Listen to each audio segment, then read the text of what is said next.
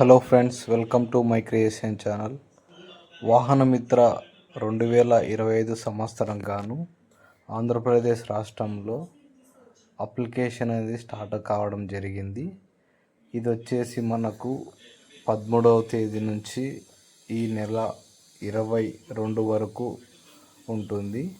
అయితే మనకు ముఖ్యంగా దీనికి కావాల్సిన అర్హతలు ఏంటివి, కావాల్సిన డాక్యుమెంట్ ఏంటివి, ఎక్కడ అప్లై చేసుకోవాలి, చివరి తేదీ ఎప్పుడు, ఫుల్ డీటెయిల్స్ అయితే ఈ వీడియోలో చెప్పడం జరుగుతుంది.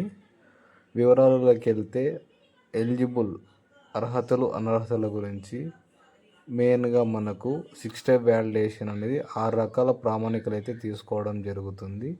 దాంట్లో మొదటిగా ల్యాండ్ వచ్చేసి మాగాణి అయితే 3 ఎకరాల లోపు, మెట్ట భూమి అయితే 10 ఎకరాల లోపు ఉండాలి.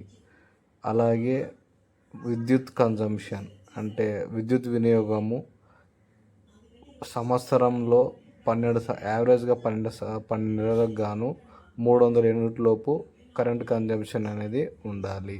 నెక్స్ట్ వచ్చేసి కుటుంబంలో ఎవరు కూడా ఇన్కమ్ ట్యాక్స్ అనేది కట్టేవారే ఉండకూడదు.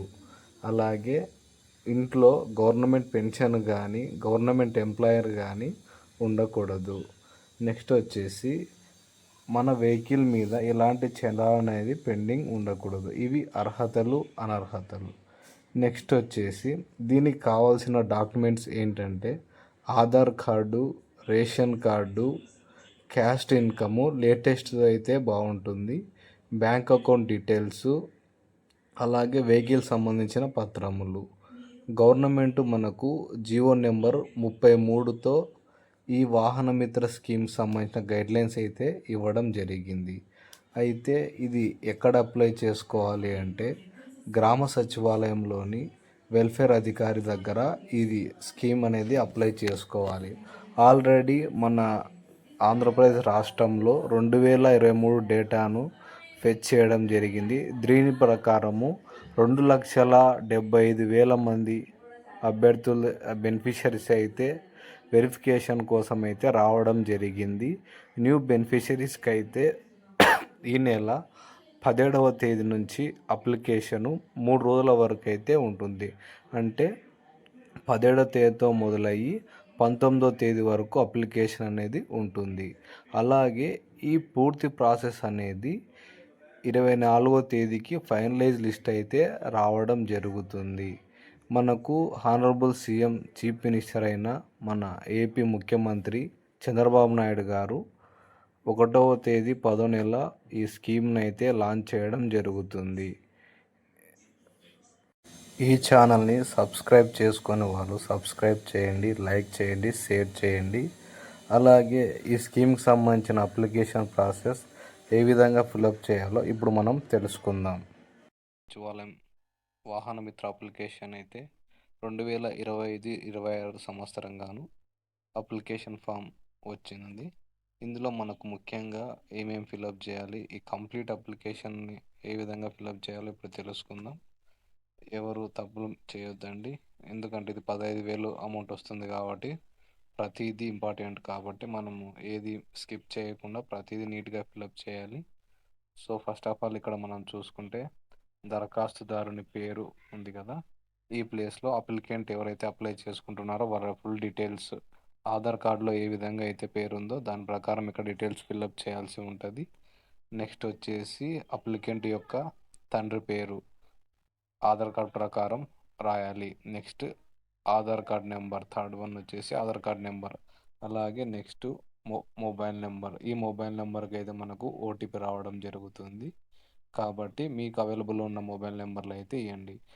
ఫిఫ్త్ వన్ వచ్చేసి కులము అంటే క్యాస్ట్, మనము ఏ క్యాస్ట్ చెందిన వారం. టోటల్గా మనకు 15 రకాల కార్పొరేషన్ నుంచి అయితే ఈ అమౌంట్ మన అకౌంట్కి జమ కావడం జరుగుతుంది.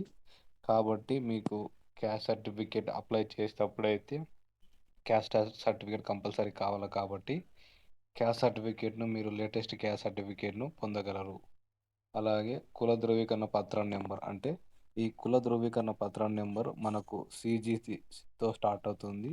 అది బార్కోడ్ కింద ఉన్న నెంబర్ను అయితే ఇక్కడ మనం ఎంటర్ చేయాల్సి ఉంటుంది.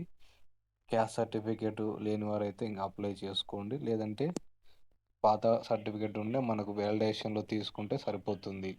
నెక్స్ట్ వన్ వచ్చేసి ముఖ్యమైనది బ్యాంక్ డీటెయిల్స్. ఈ బ్యాంక్ వివరాలు మనము ఆధార్ కార్డుకు లింకప్ అంటే ఎన్పిసిఐ ఉంటుంది కదా, ఆధార్ కార్డు లింకప్ అయిన దానికైతే ఈ డీటెయిల్స్ అనేటివి ఫిల్అప్ చేయాల్సి ఉంటుంది. ఈ ఆధార్ కార్డ్ డీటెయిల్స్ జాగ్రత్తగా ఫిల్అప్ చేయండి. ఖాతా సంఖ్య, ఐఎఫ్ఎస్సి కోడ్, బ్రాంచ్ పేరు, ఈ 3 వివరాలు అనేది మనము ఎంతో క్లియర్గా మెన్షన్ చేయాలి. నెక్స్ట్ వచ్చేసి ఇన్కమ్ సర్టిఫికేట్ తెలుగులో ఆదాయ ధృవీకరణ పత్రం. ఈ ఆదాయ ధృవీకరణ పత్రము ఐసీతోని స్టార్ట్ అవుతుంది. సో బార్కోడ్ కింద ఉన్న ఆ అన్ని డిజిట్స్ నెంబర్ని ఎంటర్ చేసి వెరిఫై కొట్టిన తర్వాత ఆ డీటెయిల్స్ కరెక్టా కాదా అని వెరిఫై చేయడం జరుగుతుంది. 9th వన్ వచ్చేసి చిరునామా అంటే అడ్రస్ డీటెయిల్స్. సో మన ఆధార్ కార్డ్ ప్రకారం మనం ఏ ఏరియాలో ఉన్నామో ఆ డీటెయిల్స్ అనేది ఫిల్అప్ చేయాల్సి ఉంటుంది. 10th వన్ వచ్చేసి వాహనం యొక్క రకం.